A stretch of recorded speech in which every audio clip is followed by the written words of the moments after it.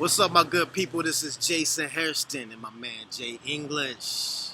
And we are getting ready for the Healing the Heartspace Retreat. And we had a very interesting conversation because my boy's in town. So we said, let's connect, So we ended up talking about energy healing. We ended up talking about energy healing and energy healers. And why it is important that you have discernment about who you let do energy healing on you. So I'm going to ask you, Jay, why is it important to have discernment about who you let into your energy field? Right. So first of all, the main thing that's so important to understand is that when you do energy healing, it's not just that you exchange energy with the person. That's true. There's an energy transfer. But also the nature of that energy is important. So if you deal with a person that has a lot of blockages inside of them, those blockages can potentially start coming up inside of you. If you deal with a person who has a lot of energy that is very negative, that can manifest itself inside of you. So you have to be mindful of and evaluate energy healers based on where you want to go with your life, right? And you got to be able to observe and see, okay, this person has a lot of issues. I might not necessarily want to get some healing from them. In fact, they need healing themselves, right? So you got to be careful about that. And everybody, energy healing is great, and a lot of people want to kind of engage in it. But you just have to be wise about who you choose. And we say to look for people that come from a heart space, to look for people that come from a loving space. And the reason why we say that is because if you've done that, if you're doing that, you likely done a good amount of work. You likely done the clearing that's necessary for you to allow the energy to flow without you getting in the way, right? So that's a good way to protect yourself. You can observe a person, observe their relationships with themselves, with others, and are they living in a space of love? Are they coming from a heart space? That's the best way to evaluate based on what we find, whether or not you should work with an energy healer or not. Yes, and I agree. And, pay attention to how they treat you and others. If they're talking down to people, they're not respectful, they don't honor other people, that's a red flag, because healing is about love. And if you let people into your field who have resentful energy, angry energy, they can affect your energy field in a negative way. So you want to make sure that their intentions are coming from love, like Jay said, So if you see an energy healer and you're witnessing that their lives are chaotic, right. That's a red flag. Exactly. Because they're going to project chaos into your field. But if you recognize that someone has come there soft, they're loving and nurturing, and that's another thing too, the nurturing element. I see a lot of energy healers who lack that. But you have to have a nurturing element to assist in healing. That's part of it. So if that's missing, you might want to second guess who you're allowing in your field if the nurturing, loving element is not there. Totally true. So now we can cut. Shut it down. Yeah. Part 2. And talking about day 2. Okay. So wait, did we do both parts that time? We did. Who? What you mean? Because it was 2 parts. So one was who should be an energy healer, and the other part was what you need to do to prepare yourself to do energy healing. Well, we didn't cover that the first time. No, we didn't. So it's all good. We just flow. Oh, okay. Do you want to talk about that though? Nah, it just make the video long. It's fine. We gotta get this stuff done. You know what I mean? Okay. At the end of the day, we can talk about that at the retreat. True indeed. Yeah. Okay. So at day 2 of the retreat, the Healing the Heartspace Retreat, we're gonna do a quick little rundown of what you're gonna experience day 2. So starting out day 2, we'll wake up early and get to watching the sunrise and absorbing the light and the energy of the sun. Right, the sun is beaming on us right now, right? So we're absorbing some of that right now, but we'll do it a little more consciously and with a little bit more intention, and figure out. Actually, I'll explain to you how to store that energy inside of you.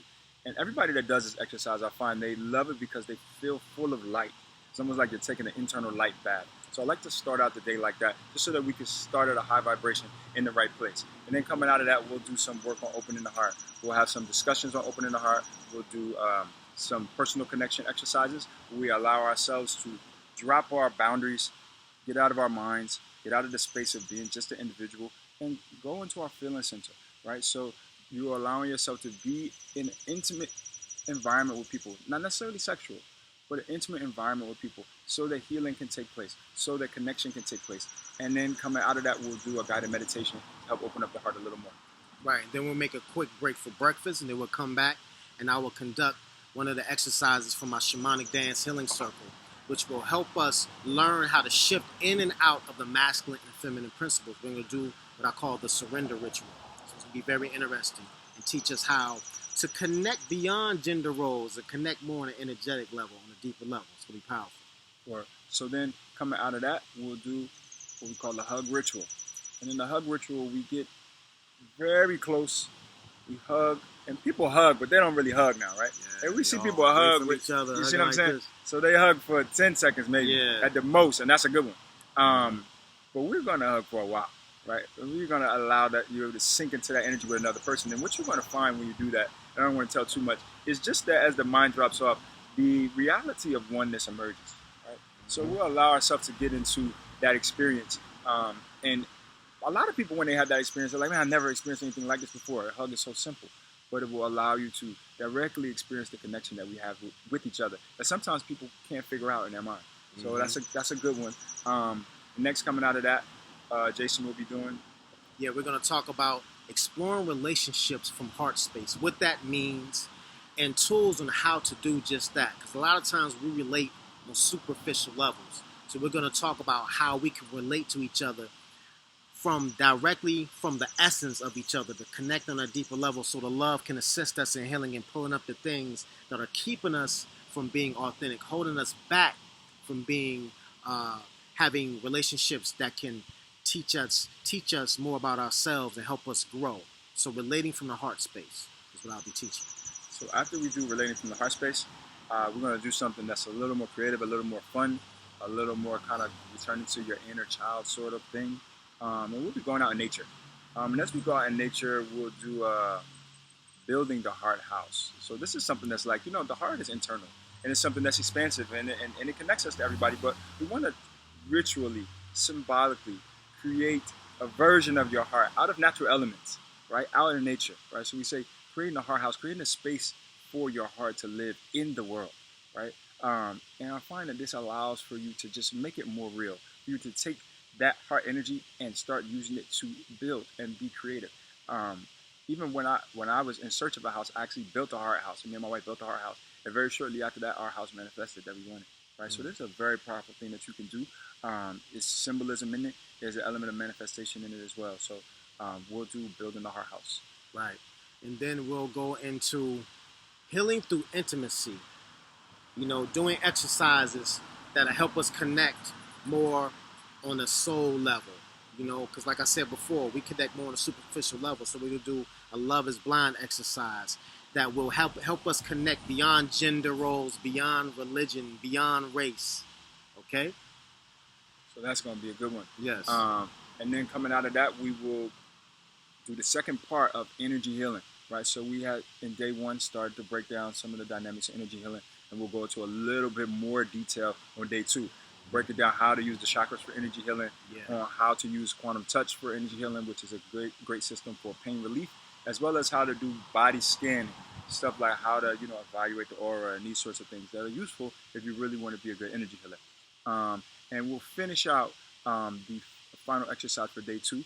We'll have some active meditation where we are in movement. We're still staying aware, still staying conscious, still staying present. And then we'll go into a little bit of mantra, and then we'll drop into Heart Yoga Nidra, which is a very, very deep meditative space where you drop everything from your awareness, but we'll hold on to that heart awareness. And the reason why we do that from a very deep place is because if you don't hold on to the blockages, if you don't hold on to the baggage, it automatically just removes itself if you allow yourself to relax fully and totally. So that is really an effortless way to start to clear in the heart. So that will be the final aspect of our workshops for day two. And then coming out of that, at the end of the night, we'll do one-on-one sessions. Yes, private sessions. So you come get a private energy healing session from me or Jay, or for both of us if you want. Yeah, right. We're working you two for one. Let's get it. Let's get it. Yeah, so that tops off day two. So we look forward to seeing you guys there. It's going to be an epic experience, and we look forward to it. Can't wait to see you there. It's going to be amazing. It's going to be powerful. See y'all soon. Peace.